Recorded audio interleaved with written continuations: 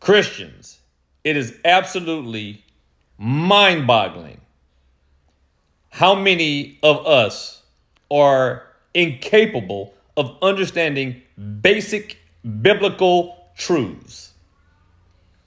This person here says, and I believe he's a good brother in the Lord. He says, if God plans to kill a soul before it is even created, is that premeditated murder? No, it is not. It is called an expiration date. It is called an appointment that God has given and assigned to all men. Did you think that God, when he created man, was required to allow him to live eternally? And if not, then that means that man's death is in God's hands, just as man's life is in God's hands. The whole idea that is presented to us in the Word of God for salvation implies that man must die or will die. One and the same.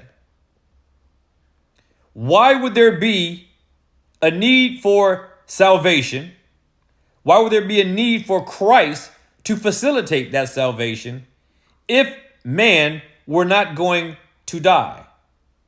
And if man is going to die, God is the one who set the limitations on his life, and it is God's breath that sustains man. So if God should decide to take back and repossess the breath that he gave each and every single individual, is he at fault, and is he guilty of, as you put it, ridiculously, I should say, premeditated murder?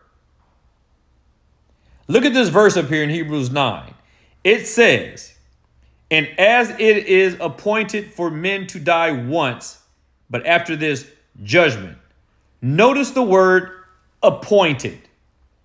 God has appointed a time for every single member of his living creation to die.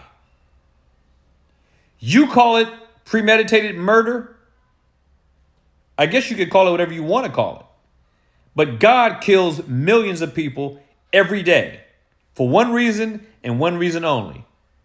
Because he does so out of his own sovereign will. Our death is appointed by God.